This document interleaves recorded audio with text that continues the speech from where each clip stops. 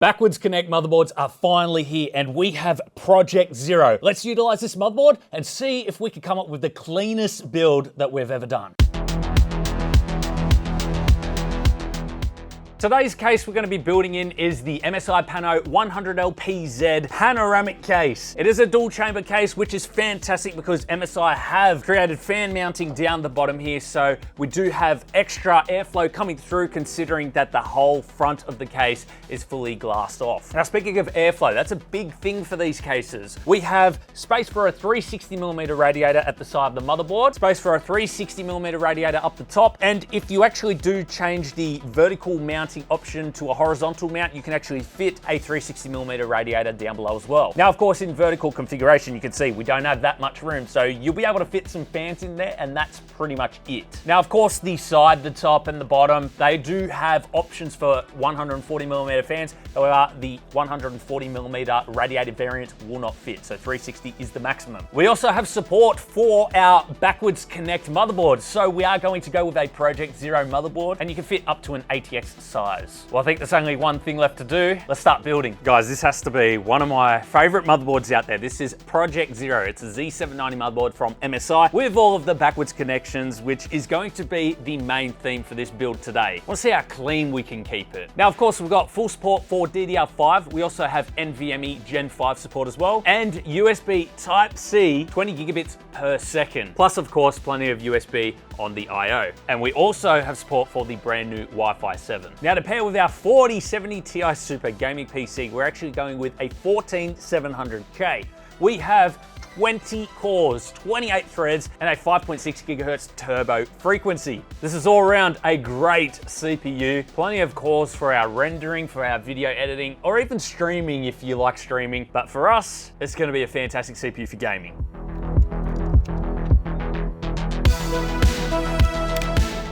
Now for this particular build, we are going with the M461 1TB NVMe from MSI. It's Gen 4, so we've got plenty of speed there. 1TB to install Windows on and a few of our favorite games. And the motherboard has plenty of upgradable storage options if we want to grab a few more of these, if this gets filled up pretty quick. But I think this is going to last me quite a while.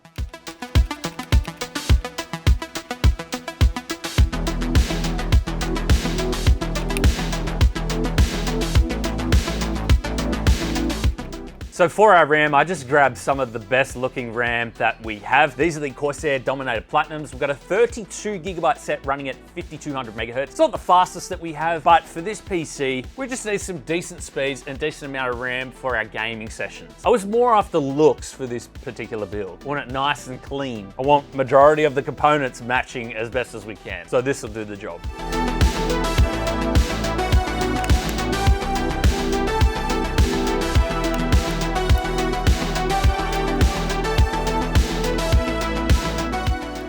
Our CPU cooler for today's build is the Core Liquid E360 from MSI. And we got it in all white. Of course we did. We've got a white case, we've got a white motherboard. We've got to make sure we're matching. Now, the pump top is actually rotatable. So depending on the way that you put it in the build, say it's up here and we want to join it like this, we can make sure that the writing is the right way up. Or if you want to put it at the front, of course, you can rotate the head to make sure that it is matching perfectly. As far as pump and lighting power, we do have a 3-pin header, and of course we do have a 4-pin header for the power. I'm quite interested to see how this performs, so we'll do some gameplay testing at the end. We'll see how it handles the 14700K.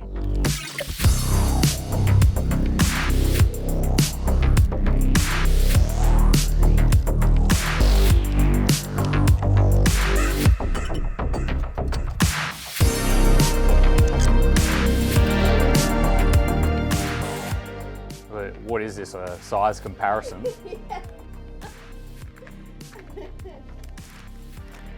Why is the chickens in the shed again? Why do you keep letting them in? They're not meant to be in here. They're helping.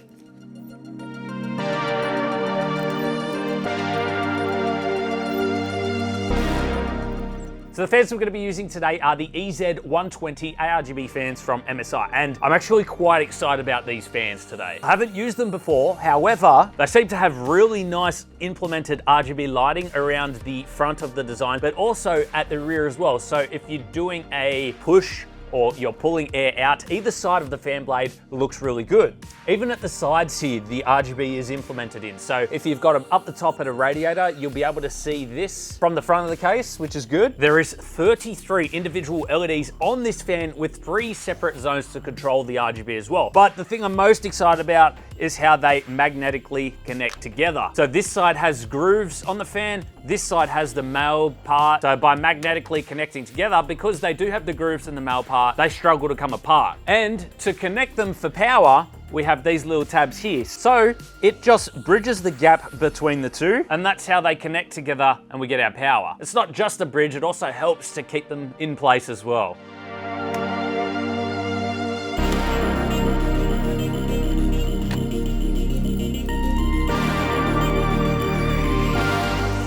We have MSI's 4070 Ti Super. This is the slim variant, and I'm so glad that they make these. Like, there's so many companies out there with chonker graphics cards, and it takes away so much space for water cooling, but the slim variant is gonna come in super handy, especially when we do our next version, guys, so stay tuned for that. Now, this is a all-white design. We've got triple fan design for cooling as well, and I think I'm actually going to put this in a vertical layout so that we can observe some of the sweet heat shield at the front there, because I think it looks pretty good. It also accents the motherboard really nicely. In terms of specs, we've also got 16 gigabytes of GDDR6X memory, so it's going to have no problem handling multiple monitors as well.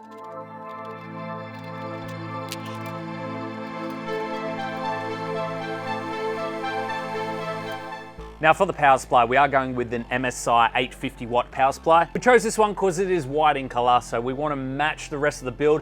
850 watts is going to be plenty for our 4070 Ti as well, with a lot of headroom there to play on as well. Now we do have our built-in 12 volt high powered header as well, so we can go directly from this to the graphics card for power.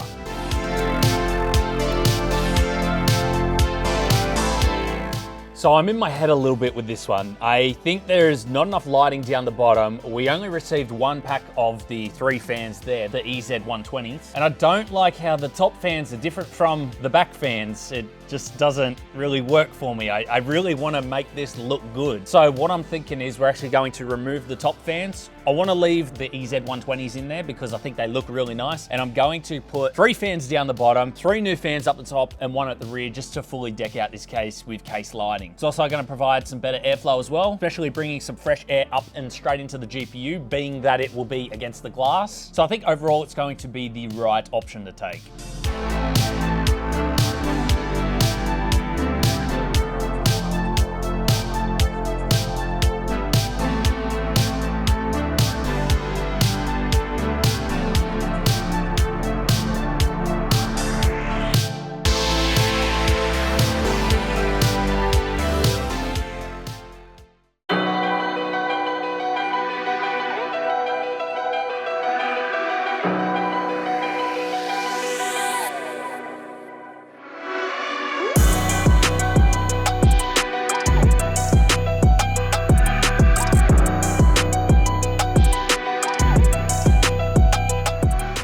I do want to make note that FPS and temperature data that is shown on screen now is average only, and depending on where you are in the map, the FPS will fluctuate.